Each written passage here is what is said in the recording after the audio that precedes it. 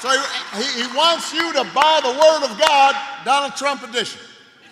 Got his name right there next to Matthew and Luke. Couldn't recite a verse, but he'll sell you that Bible.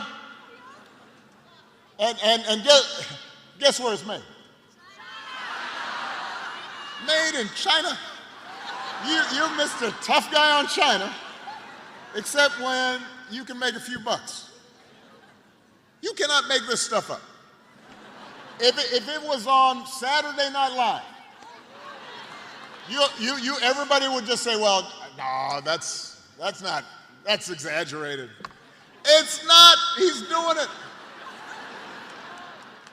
And the reason he's doing it is because that's what he cares about. His ego, his money, his status. He is not thinking about you.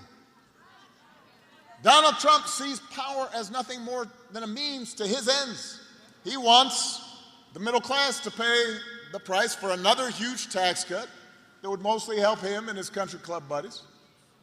He doesn't care if he costs women their reproductive freedoms. It won't make a difference in his life. Most of all, Donald Trump wants us to think that this country is hopelessly divided between us and them, between the, quote, real Americans who support him, of course, and the outsiders who don't, the enemies within. Because, what did I say about Boone?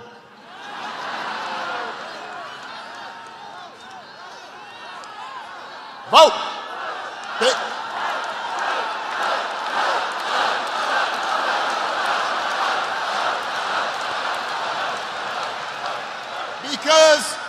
Because Donald Trump understands, and he's not wrong about this, that dividing people, making them angry, will boost his chances of being elected. It's not good for the country, but it might improve his odds. We saw it last night. I know nobody's going to boo now. All you're going to do is vote. Hold on a second. So the man holds this big rally at Madison Square Garden. And the warm-up speakers were saying we're trotting out and peddling the most racist, sexist, bigoted stereotypes. One guy called Puerto Rico, quote, an island of garbage. Now,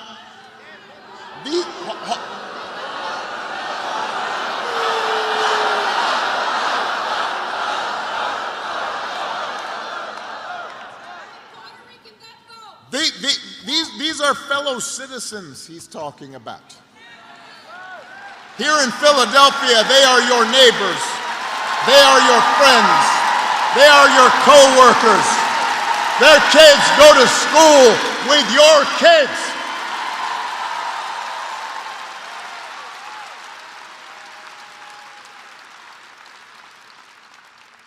These are Americans. They're people. And that is the reason why this election should not be close. It should be clear. Here's a good rule. If somebody does not respect you,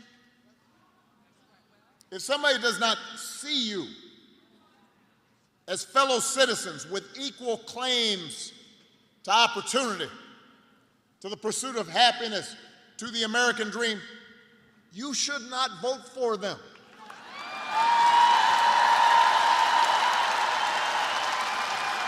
You should not expect them to make your life better. They will not help you make the, they will not help you pay the bills. They're not gonna work hard to make sure your kid gets a good education.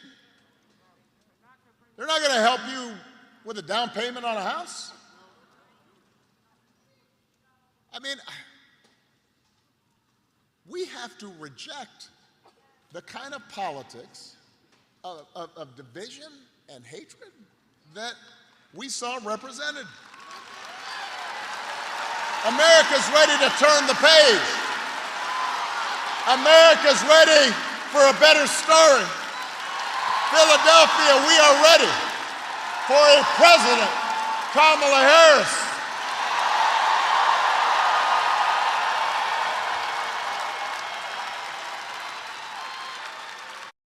Yeah, and we've got to be real about what Donald Trump showed us last night. And this kind of goes back to what I was talking about with Kamala talking about how Donald Trump is an unserious person and how the threat is the people around him.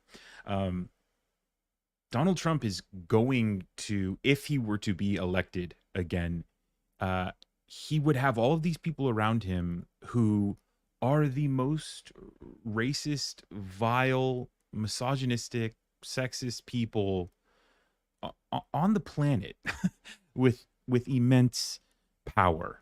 And I really like what Barack Obama is doing here, saying like, kind of, I think he thinks how a lot of us think, like, how is this race even this close at this point? And reminding us that in about a week's time, we're going to have an answer that is going to put, Kamala Harris in the White House. And we're going to have a bright future, and it's going to be a message of joy and optimism. But just having the threat of Donald Trump out there, especially after that Madison Square Garden rally, which if you ask any Republicans or any speakers for Donald Trump, and you ask them about Donald Trump's racism, which has just been, from everything to the Muslim ban, to shithole countries, to the Central Park Five, to being sued for not renting to black people. They'll say he's not racist.